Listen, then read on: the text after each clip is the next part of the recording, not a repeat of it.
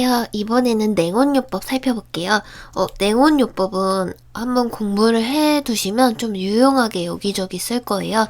왜냐면 응급상황, 응급간호에서도 쓰기도 하고, 아니면 뭐 모성간호나 뭐 성인간호 이런 부분적으로도, 그러니까 뭔가 하나의 지식, 팁 이런 것처럼 작용하는 과목이거든요.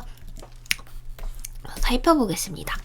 이제 우리가 연료법, 냉요법 이런 걸 하는 이유가 있겠죠. 그래서 온요법하고 냉요법은 좀 서로 반대되는 성질을 가지고 있어요. 그래서 아시다시피 온요법, 몸 따끈따끈하게 해주면 어떻게 되겠어요? 혈관이 확장이 되고, 혈관이 확장이 되면은 이제 모세혈관도 좀 더 물질이 활발하게 교환이 되면서 투과력이 높아지고, 세포대사도 당연히 활발해질 거예요.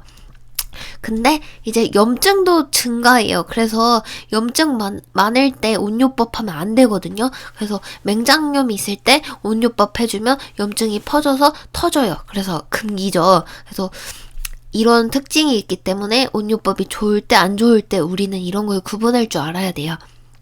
당연히 온요법 해주면 근육이 뜨끈뜨끈해지면서 이렇게 부드러워지고 신경도 전도율이 높아지고 그리고 체액 점도도 묽어져요. 왜냐면 따끈따끈하니까 혈액순환 잘 되고 이러니까 이제 순환도 잘 되고 이러니 끈적끈적하지 않겠죠. 그래서 체액 점도는 떨어지고 또 통증이 점점 이렇게 떨어지면서 이렇게 편안해지는 따끈따끈하면 좋잖아요.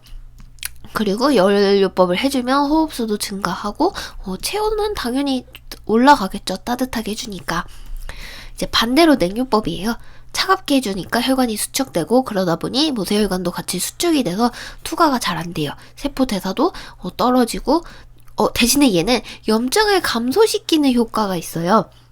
그래서 이거는 여러 가지로 유용하기도 하고 응급간호나 뭐 성인간호 여기서도 나올 수도 있는데 초기에는 냉요법을 해주세요. 발목을 삐웠다. 그럴 때 초기에는 냉요법으로 염증이나 이런 붓기를 가라앉히고 그 뒤에 이제 붓기가 가라앉은 다음에 온요법을 이제 해주면은 이렇게 투과력도 좋아지고 혈액순환이 되고 이러면서 빨리 낫겠죠. 그래서 초기에는 냉요법, 좀 통증이나 부종이 좀 사라졌다. 그때는 온요법으로 회복을 도와준다.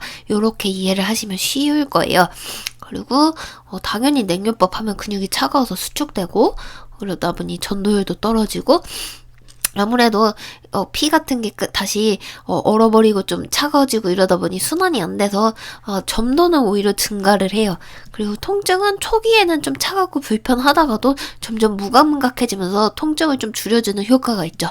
그리고 체온이 떨어지면 호흡수도 떨어지고 체온도 당연히 떨어지고 그래서 냉요법을 한 다음에 이거는 웬만해서 20분 넘어가지 않는 게 좋고요. 그리고 체온, 맥박, 호흡수 이런 거 측정해야 돼요. 물론 온요법도 20분 넘어가면 안 좋아요. 책에 따라서 30분까지로 봐주는 경우도 있는데 20분으로 알아두시는 게 좋을 거예요. 그래서 냉요법하고 온요법하고 이게 20분이 넘어가면 효과가 반대로 돼버려요. 왜냐면 우리 몸에 보상작용이 일어나서 너무 뜨거워져. 이러니까 오히려 온요법을 하는데 냉요법 효과가 나오고 냉요법은 너무 추워. 그러다 보니 막 온도를 올려야 돼 이러면서 보상작용이 일어나서 효과가 떨어지기 때문에 그래서 20분 이상 하지 않는다는 거. 그래서 온요법을 하는 이유는 당연히 체온 떨어졌을 때 하는 용도도 있고 이제 부종 감소 대신에 급성 염증일 때는 안 돼요. 염증 퍼져요. 그래서 뭔가 부종도 감소시키고 우려를 감소하는 역할도 있긴 해요. 이거는 단 염증이 없을 때 회복할 때 그리고 혈액순환 촉진하고 상처도 치유하고 통증도 떨어지고 관절염, 치질 이런 데도 좋죠. 왜냐면 관절 활액이 점도가 이렇게 떨어지면서 부드러워지는 거니까. 그리고 냉요법을 하게 되면 당연히 체온을 내려주는 역할도 하고요. 그 다음에 부종 감소시키는 역할을 해요. 그래서 삐었을 때 바로 있을 때는 부종 예방을 위해 냉요법을 하고 회복할 때는 온요법을 해주는 게 좋다. 그리고 출혈이나 염증이 있을 때 수축을 하기 때문에 이런 효과도 있고 근육도 단단하게 긴장을 시키면서 좀 마취해주는 좀 통증을 무감각해주게 하는 그런 효과도 있어요. 그래서 온요법을 사용하면 안 되는 이런 경우 조심해야겠죠. 언제 하면 안 되냐면 염증이 있을 때, 급성염증, 맹장염이 있거나 아니면 원인 모래 복통 이런 게 있을 때 하면 안 되고요. 출혈이 나요. 그러고 있는데 따뜻하게 해줘요. 그럼 혈관 늘어나고 출혈이 더 콸콸콸 나겠죠. 그럴 땐 안 됩니다.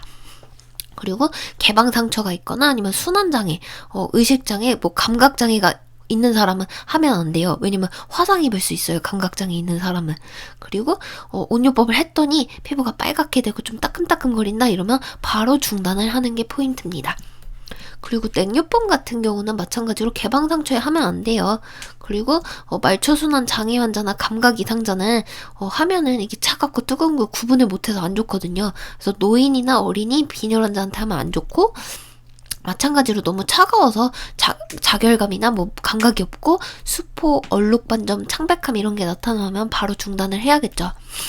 그래서 냉, 온 요법 요 두 개 비교해 보면서 보면 좋아요. 그래서 냉요법은 급성 염증에 좋고 온요법은 오래된 염증에 이제 회복할 때 좀 뜨끈뜨끈하게 해주면 좋아요. 그래서 온요법 같은 경우는 좀 뜨끈하게 46에서 50도 정도로 준비를 해주세요.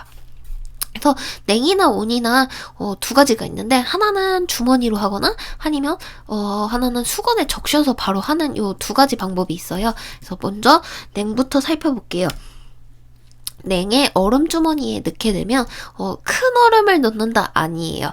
호두알 크기의 조그만 얼음을 넣어주고 찬물을 한 컵 넣어줘요. 이거 왜 넣냐면요. 얼음이 네모나게 각졌잖아요. 그러면 불룩불룩 튀어나오니까 찬물을 넣어주면 얼음이 좀 동글동글 녹아서 이렇게 좀 동그랗게 돼요. 그래서 넣는 거예요. 그리고 당연히 물을 넣고 좀 새는지 확인을 해보면 좋겠죠. 주머니. 그리고 찬물찜질 같은 경우는 막 얼음물에다가 이렇게 하는 게 아니라 미온수 스펀지 목욕 생각하시면 돼요. 그래서 좀 우리 몸보다 조금 낮은 정도로 이렇게 해가지고 하면 되고 복부는 하면 안 돼요. 왜냐면 배 차게 하면 배 아프거든요. 그리고 더운 물 주머니 마찬가지로 공기를 제거한 후에 물이 새는지 한번 확인을 거꾸로 들어서 해보고요.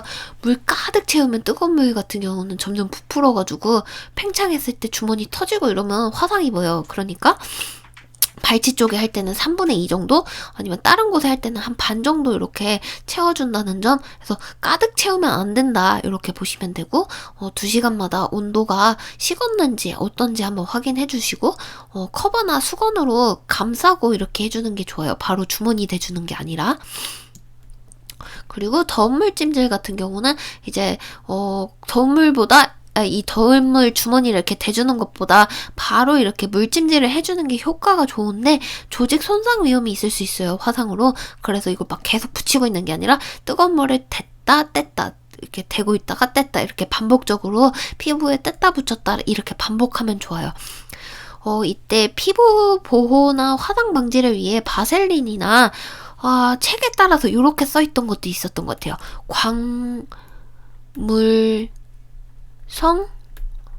글씨 안 써지네. 광물성 기름. 그래서 책에 따라서는 바셀린 또는 광물성 기름을 이렇게 발라주면 좀 화상 방지에 도움이 된다. 이렇게 보시면 되고요. 냉요법 같은 경우는 아까 위에서도 했다시피 수축하는 역할, 온요법은 따뜻하게 이완해주는 역할을 해요.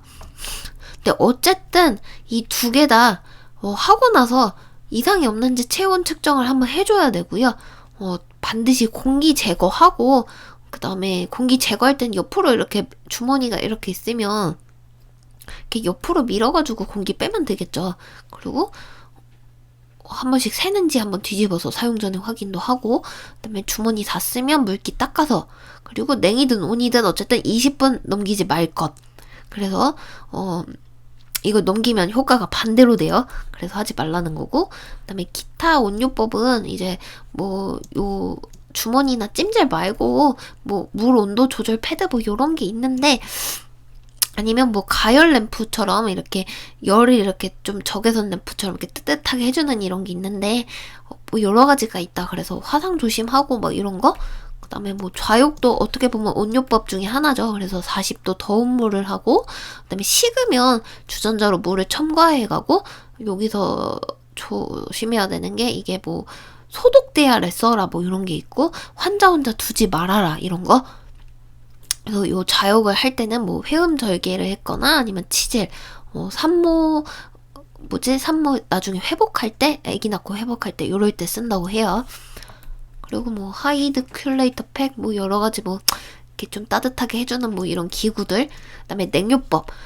얼음 칼라라고 해서 요거는 조금 나오는 것 같아요. 그래서 편도선 수술하거나 발치했거나 아니면 그랬을 때 이제 얼음 주머니를 이렇게 넣고 이렇게 감싸주는 이런 칼라? 얼음 칼라라고 하는데 뭐 일종의 얼음 주머니로 이렇게 보셔도 무방할 것 같아요. 그러니까 좀 하기 쉽게 이렇게 둘러주는 거죠. 그래서 한번 요점 정리 한번 살펴볼게요. 냉하고 온하고 같이 이렇게 비교해봐서 효과를 보면 좋겠죠. 냉 같은 경우는 출혈 방지 지혈용, 어쨌든 급성염증에 좋고, 온요법은 좀 치유하고 통증 감소시키고 체온 올려주는 역할 이런 거 하고, 이제 금기사항도 한번 살펴보시고, 어쨌든 좀 상처 부위 하면 안 되고 이상이 있으면 둘 다 바로 중지를 하고, 냉요법은 어쨌든 순환기 장애, 감각기 장애 이런 사람 하면 안 되고, 둘 다 개방상처 하면 안 되고, 온요법, 뭐, 급성염증이나 뭔가 이상한 염증이 있을 때는 바로 하면 안 된다. 그리고, 치료할 때는 얼음물 주머니에 이제 얼음 넣고 물도 넣어서 좀 해주고 물 새는지 확인하고, 더운 물 주머니는 가득 차면은 팽창 위험이 있으니까 한 3분의 2나 아니면 반 정도만 채우고 공기도 빼주고 물 새는지 확인하고, 그래서 커버나 수건으로 감싸서 써라 이런 거고요. 이제 찬물 찜질이든 더운 물 찜질이든 한번 보시면 되는데, 찬물 찜질은 이제 복부는 하지 마라. 그래서 쉽게 생각하면 미온수 스펀지 목욕 생각하면 되고, 더운 물 찜질 같은 경우는 화상 위험이 있기 때문에 바셀린이나 광물성 기름을 바르면 좋다.